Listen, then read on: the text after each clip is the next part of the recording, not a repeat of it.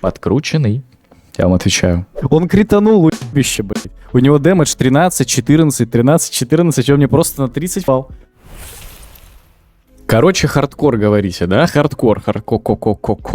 Пока все еще за мага в этот раз. Я хочу еще с челиком просто хардкор челлендж попроходить с одним, который Вов никогда не играл.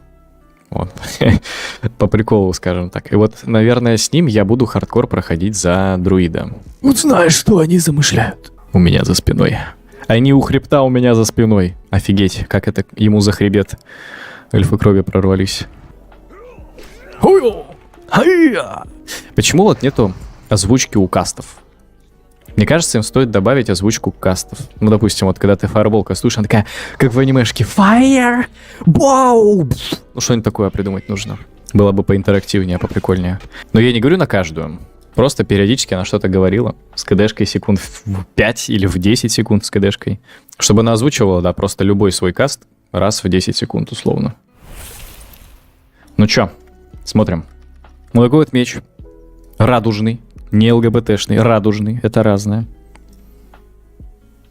Его нельзя зачарить на другую иллюзию. Он по дефолту. Вот эта иллюзия радужная, она идет прямо с этим мечом. То есть он изначально такой. Кабанчики на плечах. Кабанчики. Норм. В цвет глаз, как говорится. Белая притча. В цвет нагрудника, штанцов и ботинок. И черно-серые перчи такие и штанишки. По цветовой гамме прям ухюх. И он, знаете, не слишком выпендрежный такой. Со вкусом, со стилем. А, ну и еще, конечно, вот это варовская. Чокер варовский.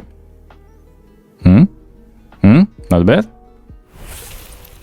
Мне, получается, дают баф на 60 минут, да, после перезапуска или после краша, что если я даже умираю, меня можно резнуть обратно во время хардкор-челленджа. Это хорошо. А, нифига себе меня откатило, прикинь. Я как будто бы квест даже не принял, то есть у них прям реально краш произошел. Прям реальный краш. Ты мой краш, ты мой герой. Хотел бы удивиться, стример хвалит Сирус, но нет, все норм. Не, я говорю, их можно похвалить за некоторые моменты и аспекты, которые они сделали. Ну, например, да, душная механика, которая, по сути, вообще ни на что не влияет, это то, что вот у тебя, когда спылы доступны, когда ты левел апаешь, тебе не сразу добавляются в твою книгу заклинаний. Ну вот, например, я сейчас апну 10 левел, и мне кольцо льда будет сразу доступно. На стандартном лече же этого нет. Ты должен к учителю подойти, блядь, деньги ему заплатить, там, найти его в какой-то халупе на краю карты. Это все душно, это убивало... Ну, просто время у тебя тупо забирало. Ты должен был подойти к учителю, потом вернуться обратно на локацию. Они это сделали, что это не нужно делать. Приятно? Приятно. Поиск группы там нормально они сделали для БГ. Вот еще бы заранее собранные группы, сука, они ввели, про которые я всегда вам рассказываю. Вот было бы вообще... четенько. Вот эта тема с созвездиями, на самом деле, тоже прикольная. Она как бы не каноничная а-ля, да? Ну как это может быть, что Дреней нажимает под защитой теней, типа слиться с тенью, как Найтельф? Нелогично. Но кому не похер, если честно. Вот мне лично насрать. Я из-за Таурена хочу иметь возможность взять себе активку Найтельф. По крайней мере, если мы говорим про ПВП. Как бы я сделал? Я бы сделал... Оставил эту возможность, то, что ты можешь, да, себе выбрать созвездие, но чтобы это работало только в подземельях, только на БГ или только на аренах. Ну, короче, на активностях, которые ты ищешь. В открытом мире я бы убрал это. Кстати, меня сейчас ебало набьют, пока я с вами разговариваю. В открытом мире я бы это убрал. То есть, если ты в открытый мир зашел, все, у тебя раса и твои там активности, способности привязаны к тому, что ты выбрал. А вот как только ты зашел в подземелье или там на ПВП, у тебя активируется твой вот выбор, который ты хотел. И ты можешь и Тауреном нажать слиться с тенью, блядь, и Найтельфом слиться с тенью, и Орком, вот кем хочешь. Потому что получается, что на актуале, если ты хочешь поиграть с активкой Найтельфа, ты должен выкачать себе персонажа Найтельфа.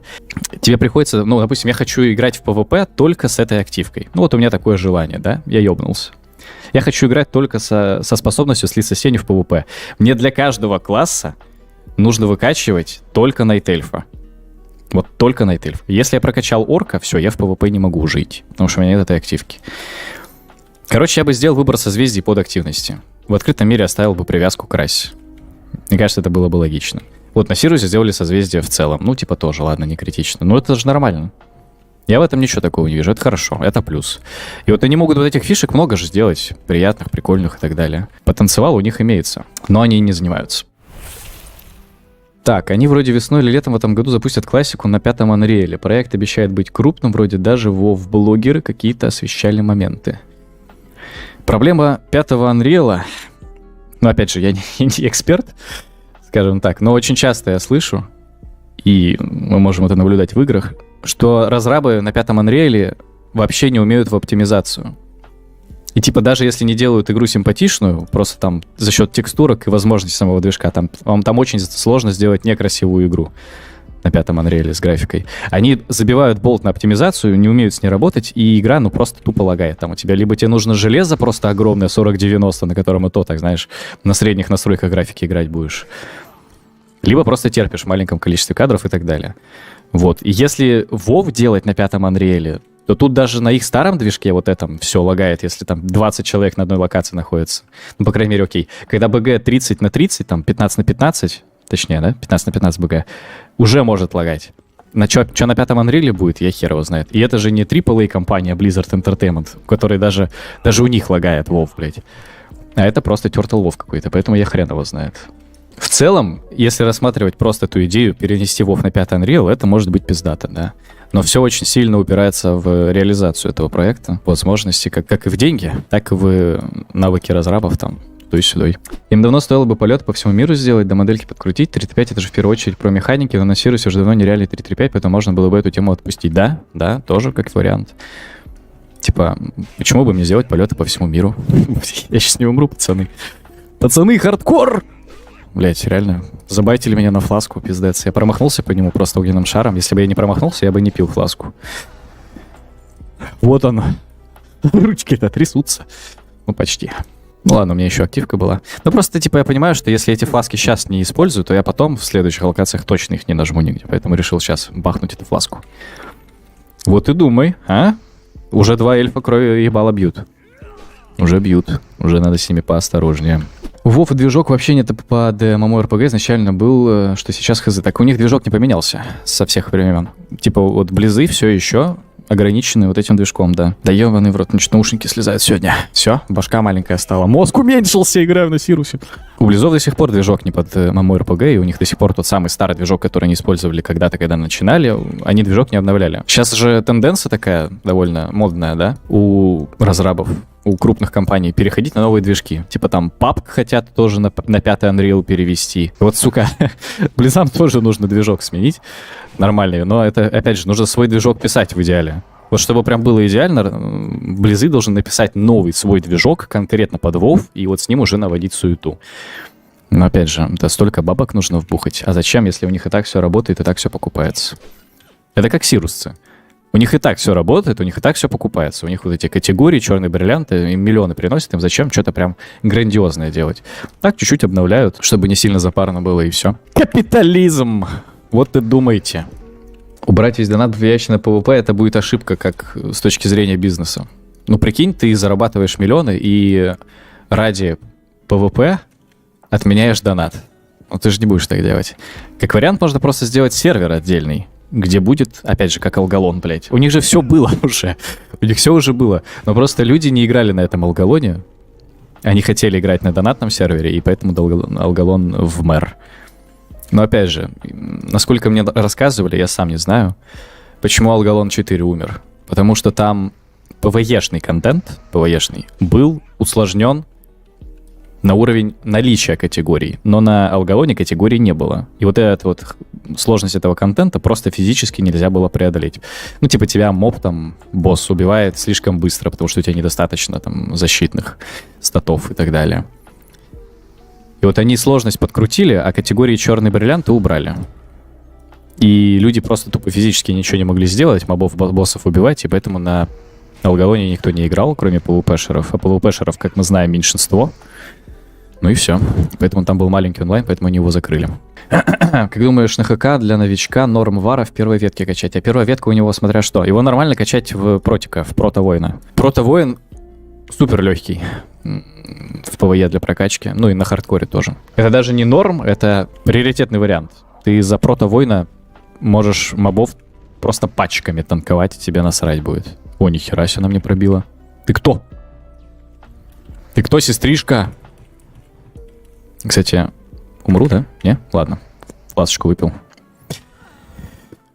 Вот и думай. Я на нее вообще неосознанно напоролся, я не знал, кто это. Я бы мог, конечно, сейчас просто, улизнуть в тень, убежать, но это... Я решил ее убить, пожертвовав флаской. Не было бы у меня фласки, и не было бы у меня активки, я бы сейчас мог от нее нафидить. Я еще время потерял, видели, да? Она в меня кастанула фаербол, я это заметил, такой думаю, ага, кто это такой? Она кастанула у меня второй фаербол, а я там что-то начал стрейфиться, что-то пробежал налево куда-то, бум-бум-бум, потерял время. Из-за этого она успела в меня кинуть третий фаербол. Короче, я мог ей нафидить. Чисто в теории. Так, блин, геодезист Кандрес. Это вот эта дура, которую я только что сейчас бил. У меня на нее квест. Ну, пойдем еще раз посражаемся. У меня в целом еще одна фласка есть. Так, геодезист Кандрес. Понеслась.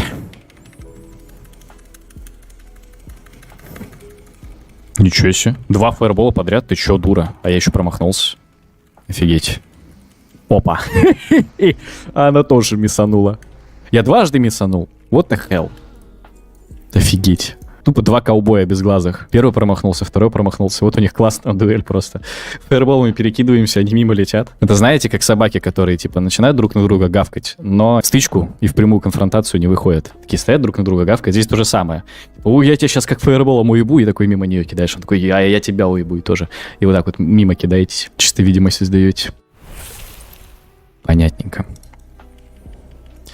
Почему это так работает? Вот этого на актуале же не было никогда. Вы видели?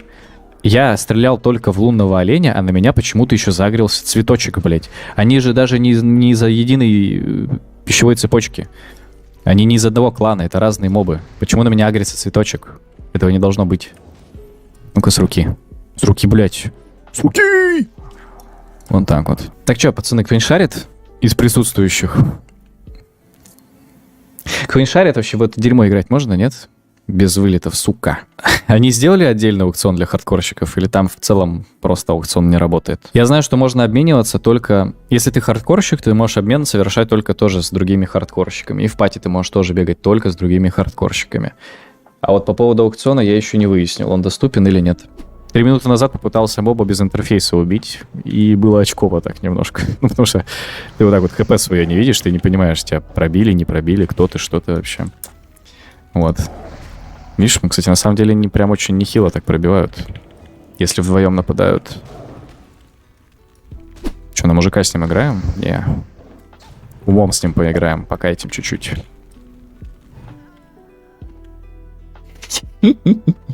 Он кританул, уебище, блядь. У него дэмэдж 13, 14, 13, 14. Он мне просто на 30 въебал.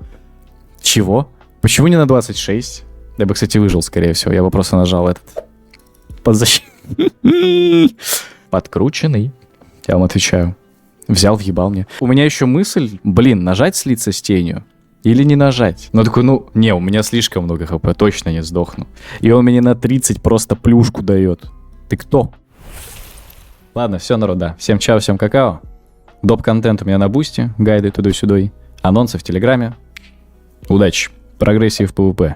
Не болейте.